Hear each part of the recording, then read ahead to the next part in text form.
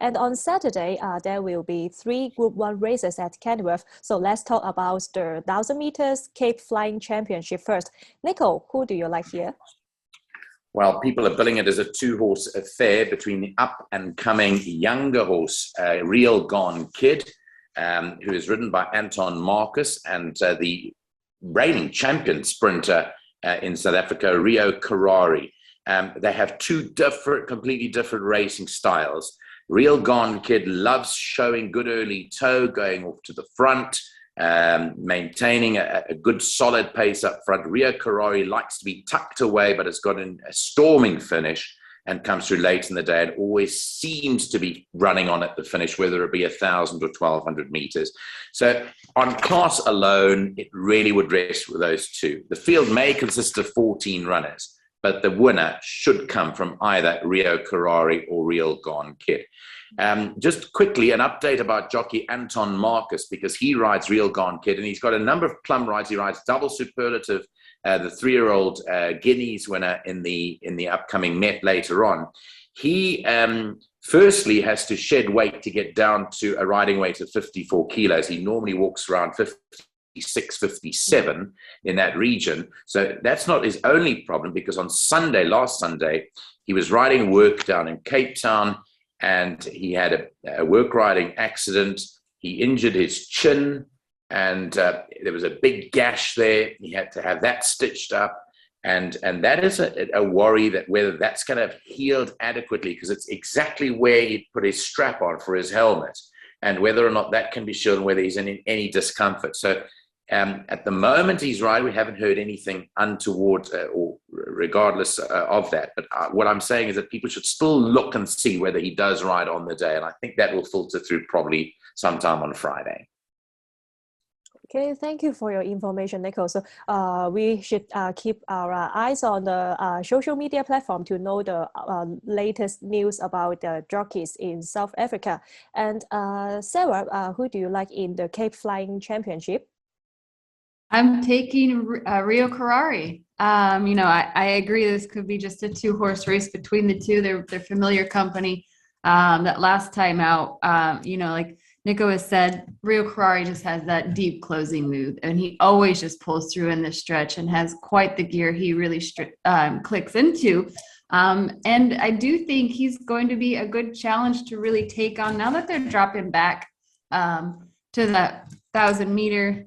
We'll see. My only concern is he just needs to click into gear a little bit quicker, since they are going a bit shorter, and Real Gone Kid is just a monster. But I'm going to be taking Rio Carrari because I just think he has a really good shot to dominate over Real Gone Kid. Yes, definitely quite a consistent and strong horse. And Steve, how about you? Who do you like in this race? Well, as Nico says, Rio Carrari and Real Gone Kid look the main players. I always like to have a bit of not a left field selection, maybe a slight outsider. I went for the tough mare, True to Life, number 11 on the card, and drawn 2. I always like looking back at the history of this race. It always looks to be nice to be kind of sort of middle to far side, really. Warren Kennedy on board. And a really tough mare, 1 of 2 for Johan van Vuren. In 22 runs, she only had the one visit to Kenilworth, a beaten favourite over 1,600 metres, but it doesn't concern me too much. She's pitching up after a 90-day break and 2 pleasing runs over the 1,000 metres at Terrefontaine. Last time a second to Hello Winter Hello, who also represents the same stable. And the stable's ticking over nicely. And as I say, I also like Barrier too. So hopefully he can. I looked actually back at a Group 3 last year. Around about this time last year, the Tommy Hotspur around this time. She just looked like a horse that would really relish a good pace and come through flashing home. And if she can transfer the Terrefontaine form to Kenilworth, I thought she had a good each way chance. Yes, this time Warren Kennedy takes the ride of True to Life, and she can take advantage of the lightweight, I think. And Joe, how about you? Who do you like? I went with number 6, Breve. He's running really consistent and hasn't gotten out of a place. So he's been at least in the thirds and all that. The local horse from Kenilworth also ran second in a Group 2 race, in this penultimate start. And I think the consistency, as with Steve, we're trying to go for something somewhat out of the box here. But he's running consistent, and he does have some tactical speed because he could go far back and he could be on the pace, and he's still still gets in hand. So, and he does have a Jet Dark form in him in his November 20th or 2020. So Jet Dark's also in the Cape Town Met. So I'm going with a little bit outside of the box, Bereave, just because he's been consistent. And also I talked to Nino Podesta, who also is a Fairview specialist over on Clocking the Gallop with Nico. He doesn't think any of the Fairview horses have a chance in here. So take that in mind when you're doing the form, but I'm going with number 6, Bereave. Yes, right. Charene, if I can just chip in one thing, which will be interesting to Hong Kong folk out there, and that is number 7, Captain Fontaine, runs in the colours of Hong Kong-based owner David Hoy, who had horses with David Ferraris. This one is raced with David Ferraris and David Hoy as partners in and trained by Garth Puller. He's a horse that prefers further. And he was scheduled to go to Hong Kong, but there was all problems with the export protocol here in South Africa and didn't end up in Hong Kong. I think David, who's given up now, as we know, would be maybe thanking his lucky stars that he'd probably be at Kenilworth on Saturday and he'll see his horse run in a Group 1 race. But I just wanted to mention that because that does have some Hong Kong relevance. Yes, right. Number 7, Captain Fontaine, is owned by a Hong Kong-based owner, Mr. Hoy. I think that the audience, the Hong Kong racing fans, will be quite familiar with this silk color. We also always see some horses with this silk racing in Hong Kong as well. So hopefully, let's see whether the Hong Kong owner can also have some good performance in this Group 1. And for myself, my pick here, I will go for number 4, Will Gone Kid, because I think that he is quite a consistent sprinter side by Snitzel, and he had 7 starts here at Kenilworth previously, and he scored 5 winners and 2 seconds, such a course and distance expert, I would say. And also he is unbeaten over 1,000 meters here, and he has also been in good forms recently. And I think that he is able to lead till the end, no matter the fast pace or the slow pace. So this time ridden by Anton Marcus again, I think that he can keep the winning form on Saturday. 總結下第7場嘅飛行冠軍錦標 ，Nico 同埋 Sara 都係中意1號嘅女歐以麗 ，Steve 就中意11號真實生活 ，Joe 就中意6號嘅孤身，至於我就中意4號嘅快樂小孩。And let's talk about the second Group 1 that will be the Majorca Stakes over a mile. Nico, who is your pick here? This is a mouth-watering contest. It really is some of South Africa's finest fillies contesting this. Captain's Ransom, she has done everything asked of her. Last time out, all the professionals were saying she wouldn't get the 1,800 meters. She wouldn't see out the trip. And her class really carried her through that day. She was very tired at the finish, but her class kicked her a neck in front of Chansonnet, and she won it. She hasn't got the best of draws. That is the thing against her. And I think if there was one negative, it would be the lane of 10, who's the outside draw. But she is the classiest horse in the race, and she's done all that's been asked of her. So I think she would probably rate the horse to beat Captain's Ransom. But on their last performance, Chansonnet is still developing as a racehorse. She's still a 3-year-old. She's just turned 3. Remember that horses in the Southern Hemisphere turn a year older on the 1st of August. So she's only recently turned 3, and she's definitely getting better with age. And she's probably just waiting in the wings to take over from Captain's Ransom as the champion filly in the country. So Chansonnet and Captain's Ransom are the 2 main protagonists, but it doesn't stop there. Zarina beat Captain's Ransom in the Durban season. Princess Calais can't be ruled out. She throws in her good effort. She's not too far off them. And then she's a keeper from the Gareth Van Zyl stable, also a Natal, a Durban runner in Cape Town, visiting there for the season, can also toss up a result. So this is a bit wider open than the Flying Championship. But if I had to nail my colours to the mast, I have to say I'd lean with a younger horse, Chansonnet, with just more scope for improvement. And that last run, I think after that run, jockey Grant van Niekerk, who you well know in Hong Kong, he's ridden off in Hong Kong before. He's a very, very talented rider. I just feel that Chansonnet may just nab Captain's Ransom this time around. But those 2 are my main choices. Yes, number 8, Chansonnet, she was beaten by Captain's Ransom last time out by just a very short margin. And this time, jumping from a better gate, she definitely has the chance to turn the table. And Sarah, how about you? Who do you like? I like Captain's Ransom. I'm taking her. I do agree. I think the draw, post position one's not ideal for her, but I mean, just really, she's proven on several different tracks, proven at different distances. Now that she's stretched or going up to the 1600, that last race was unbelievable. Watching the replays of it with how wide and how deep she had to close and just the heart she put into that performance to get that win. It was unbelievable. And it just really seems to she just keeps on improving and improving. And I think awing everybody who doesn't think she can do this, maybe not do this. And then she just comes and dominates. So it's hard for me not to pick Captain's Ransom. I just think her ability as an equine athlete is unbelievable. Yeah, right. Captain Ransoms, I also think that she always has the class here. So hopefully he can overcome the wide draw. And Steve, how about you? Who do you like? Well, I went for Princess Kala, number 3 on the card. Nice to hear Nico saying some nice positive things about Princess Kala as well. In some ways, it struck me almost like a Hong Kong race because you go back to the Cartier Paddock Stakes and we have almost like a repeat. We've got the 1st, 2nd, 4th, 5th, 6th, 7th and 8th all running in this, and that does remind me of a Hong Kong handicap where you get so much collateral form.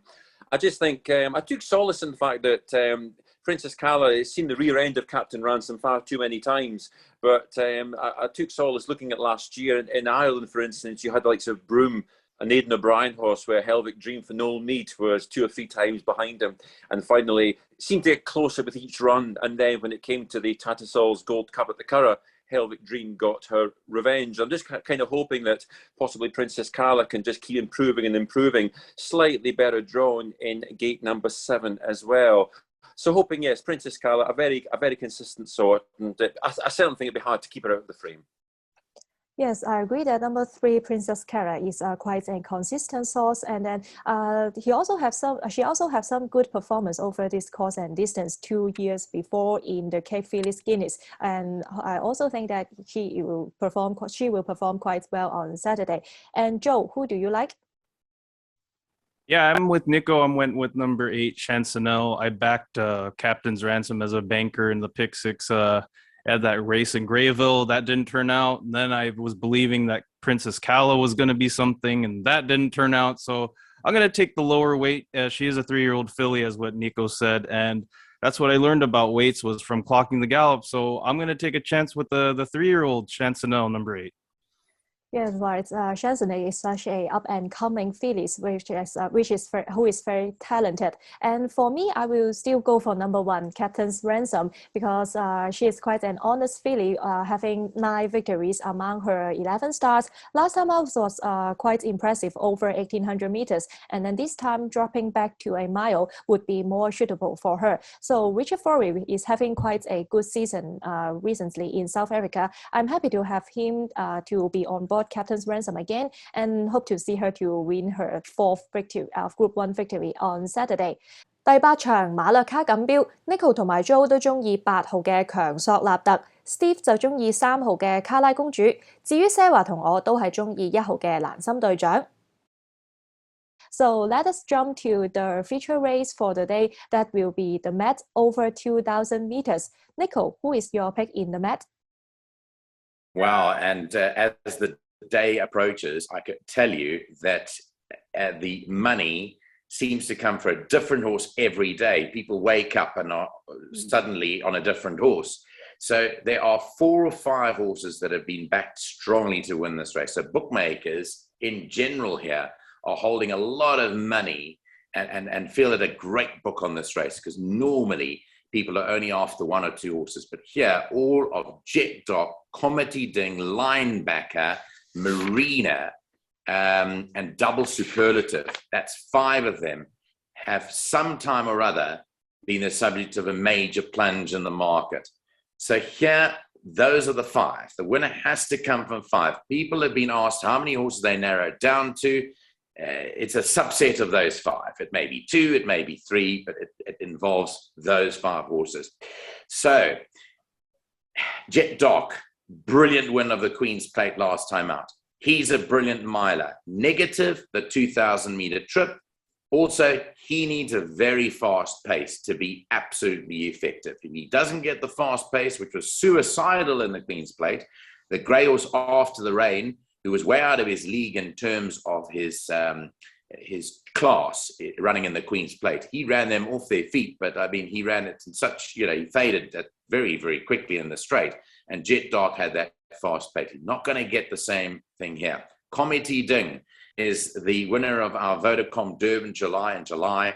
Gavin Lerena recently started partnering him in the classic races in Natal. When it was the Natal season, there was very little to choose between Lion Dark and Comedy Ding, but that was with Comedy Ding's less experienced rider.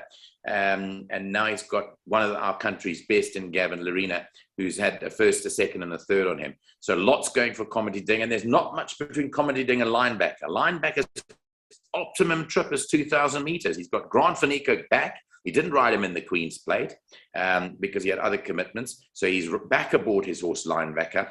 Marina's the filly in the race, the strong filly from the Candice Bass Robinson stable. She was running on in that race to Captain's Ransom last time out, ran on really nice and strongly last time out. And a good filly can always pop up in this race. And then there's double superlative, as I mentioned. Anton Marcus is shedding weight to try and ride the 54 kilos. He's a very imposing horse. He's a wonderful looking horse. And he's the up and coming 3-year-old. He's got Derby written all over him. The Cape Derby runs in about a month's time. And he's got Derby written all over him. I fell in love with this horse the first time I saw him because of just the way he looks. So he has to also be respected. But all said and done, all in the melting pot. And who do I come up with? I have to be with Comedy Ding, the July winner, to confirm the status that he's one of South Africa's premier racehorses. So I'm going Comedy Ding, but I wouldn't be surprised if any one of those five I mentioned won. But I have a slight preference, a nose to a short head, to a neck, to a head, to another neck, to half a length. That's how I think they'll finish.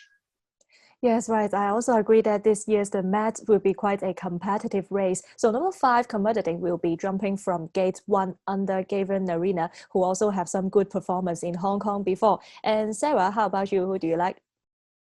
I'm taking the 4, Jet Dark. I don't know. I think Nico almost changed my mind on on my picks because this was a very tough race to look at and to cap. And I just feel like there's a decent case to be made for quite a bit of these horses, but I ended up finalizing my selection with Jet Dark here. I do stretching out to that 2,000 meter. I think is going to be a challenge. I think it's a challenge that he can handle.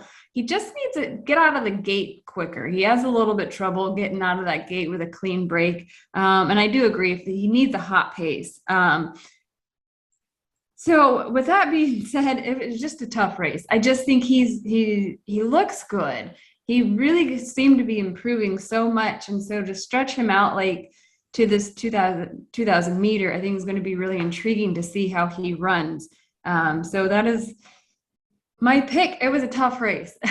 It was a really tough race to pick, but Jet Dark is who I landed on, the 4 here. Yes, number 4, Jet Dark, will be up to 2,000 meters for the first time, but the last time out was really impressive, beating Comedy Ding by 2 lengths, quite a good form. So hopefully he can also handle 2,000 meters this time. And Joe, how about Steve? Sorry, Steve, who do you like here? I also went for Comedy Ding, just a very, very nice horse, lightly raced, drawn 1. Number 5 on the race card, Gavin Lerena on board, and elusive Fort Gelding, 9 races, 5 winners, a second and 3/3, just a fantastically consistent horse. And his run in the Durban July was wonderful from barrier 18. You dropped in, came through, just an excellent run. And he's been lightly raced since. He was a 3rd in the This Is Racing Cape Mile, and then runner-up in the Law Marines Queen's Plate. Show him in a good light, lightly raced since, but obviously and evidently in good form. And I think the return to 2,000 is what's required. And great form as well at Kenilworth, 1-1-1-1. 3-2. I think the interesting alternatives, possibly linebacker and double superlative, but I'll say bring it on, Comedy Ding. Yes, right. Number 5, Comedy Ding, Nico and Steve will also go for this horse, and myself as well. But let me ask Joe for your pick first. How about you, Joe? Yeah, I'll just say real quick. Kometiden and Linebacker had a big rivalry as 3-year-olds, and they've beaten each other off the canvas like whole bunch of times. And then in the Durban July, when they faced off against each other, they defeated the likes of Rainbow Bridge and Do It Again. It's also in this race. I think Linebacker could turn the tables on Kometiden. Not that this race is between those two, because there's so much other talents in this race. But I think that with the distance, Linebacker does have it against Kometiden, and he is getting Grant Van Niekerk back. And I'm thinking that those two factors made me slightly go towards Linebacker. I looked at this race for like an hour, and I was really thinking about taking double superlative because of the weights, and he's a 3-year-old, and 3-year-olds always end up popping up in these races, the grade 1 races for the weight for age. But I'm gonna go with Linebacker. I think I have a feeling that he could turn the tables on all these runners here. Yes, number 6, Linebacker, we have Grant Van Niekerk on board again. He is the best partner for the horse, so I'm quite looking forward to see him to have some good performance on Saturday. And for me, I will also go for number 5, Kometiden. He's quite consistent at Kenilworth. Also, he's a Durban July winner, just like we mentioned before. So I won't doubt his ability over 2,000 meters, and he's going to have his 3rd up for the season. And I just checked his form. He is having quite a good 3rd up performance before, so I will be keen on number 5, Kometiden. 嚟到主題賽事啦，第9場就係大都會錦標。Nico 啦、Steve 咧同埋我咧都係中意5號嘅科美迪，Sara就中意4號嘅黑艇，至於阿 Jo 佢就中意6號嘅後衛。